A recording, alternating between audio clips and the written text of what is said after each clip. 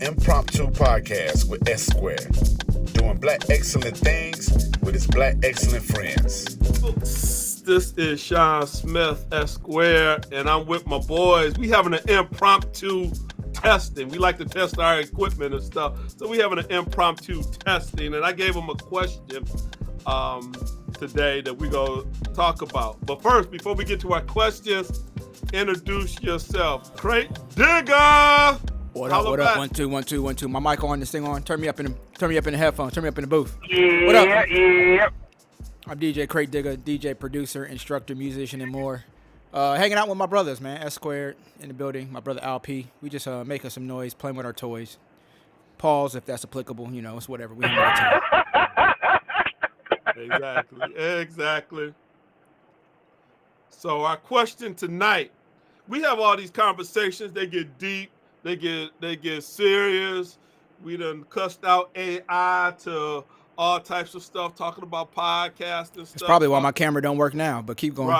Right. So all those things. So tonight, I had a question, and it kind of came from a Facebook posting, and I kind of twisted it to what I would want to talk about. It is, what in your history, now depending on what your age is, you know, album, CD, or EP compilation that is the most important to you. And you could take that wherever you want to go. What's the most important to you?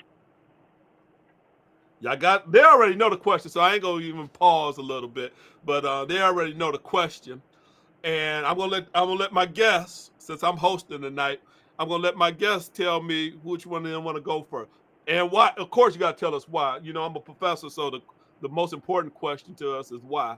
So, what is the most important music project to you? And since you are a musician, it can be one of yours too. You know, so don't let that. You can pop your own collar. You know how we do. So, who want to go first? Who wants to go first? I'm letting Craig go first because I spilled mine Friday, but I'm gonna spill again, but I'm gonna let Craig go first for sure. Okay, great. Cool. Now I know you're in professor mode. I gotta repeat the question back to you, or can I just give you the answer? Like, what's the format? Do whatever you like to do. This is impromptu. All right, so that's gonna be the name of it. So as my brother stated, we were having conversation, one of many conversations, and he was asking what music project do we feel was like most important to us. I was like, that's a great question, because like if you asked me at different times through my life, I probably would have gave you a different answer. But when I really sit down and think about it, I feel like it's this album right here. Pete Rock, CL Smooth's, their first group album. This joint is called Mecca and the Soul Brother, and you could tell from the way this whole thing is beat up. Like, I've had this since I first bought it in 97-ish when I first started DJing. This album came out in 92, if I'm not mistaken. Let me double check. Yeah, it came out in 92. The first single might have actually dropped late 91, but album came out in 92. Actually, you know what?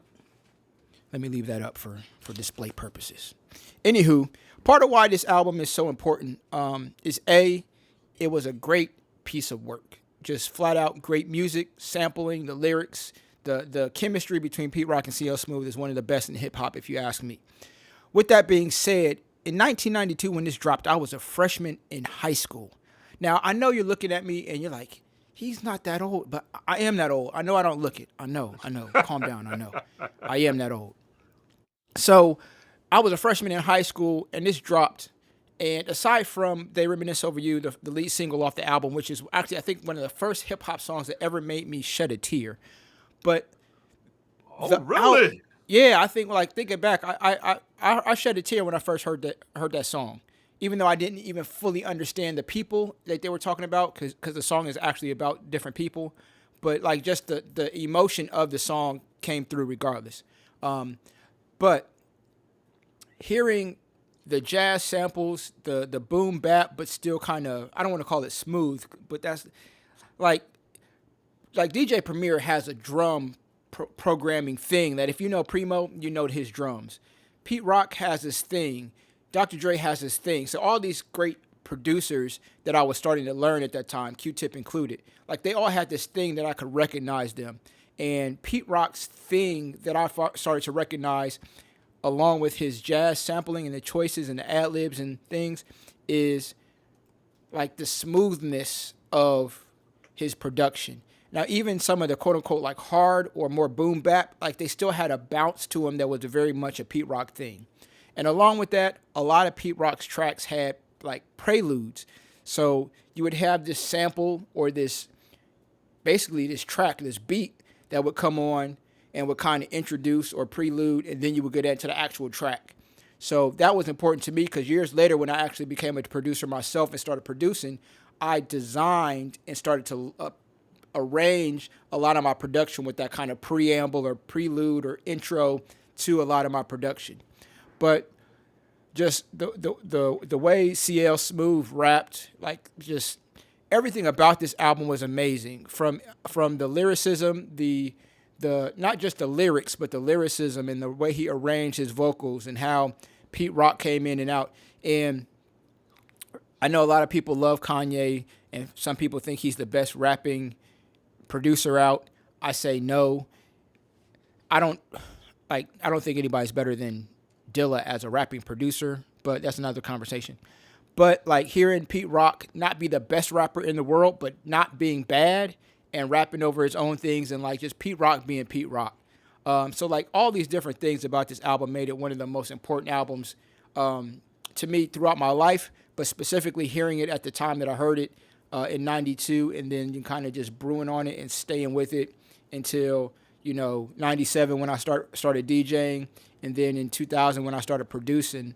Like just all of these different things about this album stayed with me throughout my artistic career up until now, to make it one of the most influential and important albums of my lifetime. Wow. I wonder, Al, you still there? I am here. Yes. Al, do you have any background with this album? I have a lot of background to this album. I definitely do. My apologies, everybody. I am driving, but nevertheless. Oh, do your thing, baby. Yeah, I am here. So this album came out when I want to say I was in 7th grade.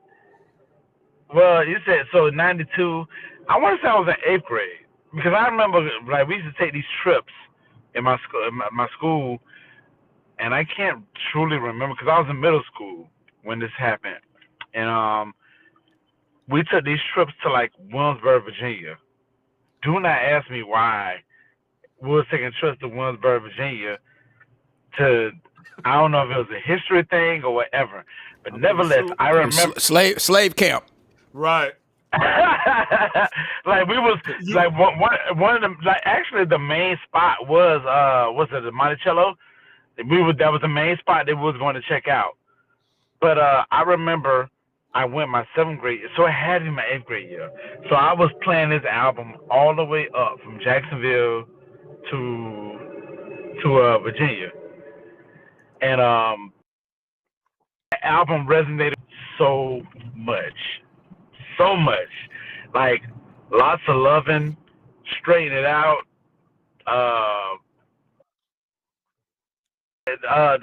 The moniker Soul Brother, Mecca and Soul Brother, like that moniker truly resonated with me like crazy, and so that was me. Like that was a transformation into like me getting into like the quote unquote hip hop. Because when I first got into hip hop, it was Run DMC, the Big Daddy Kane's, the Dougie Fresh, Slick Ricks. So like that was like my main transition into like hip hop. The Pete Rock, CL Smooth, Tribe Called Quest, that type of joint. So yes, that album definitely resonated with me. That Lots of Loving was like crazy. Like the way that I talk love, like my love language, I use hip hop a lot. And like my top 3 songs to talk to like talk love is Lots of Loving by Pete Rock and CL Smooth for sure. That is interesting. Like I said, you had to play stuff for me to know what y'all talking about. Because at that time y'all was talking about 8th grade and getting out of I was getting out of college at that time.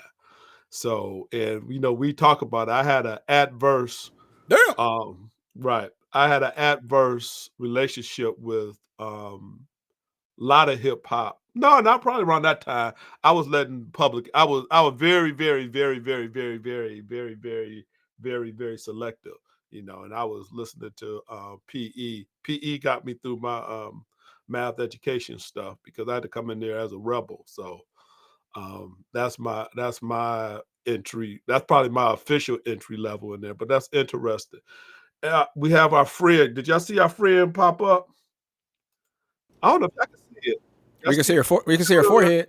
See her forehead, Jen. What up? Jen is on here. Jen, you one of them youngsters.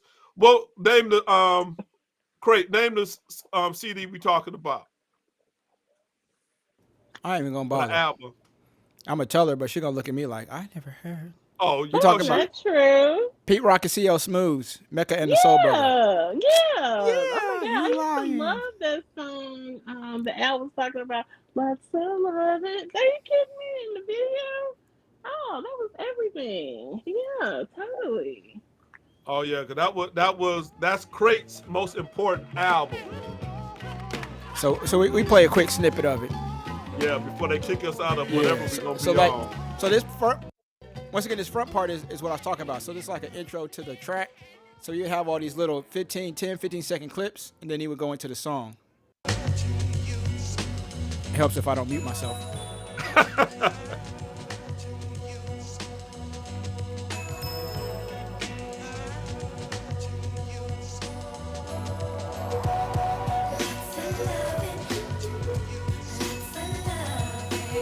A sweet serenade, sip lemonade as we laid inside the shade. My heart was captured when you possessed it, caressed it, blessed it, even suggested you love me and I love you, and together it would just be us two. I would protect you in your moment of fear. Relax, lover, come here.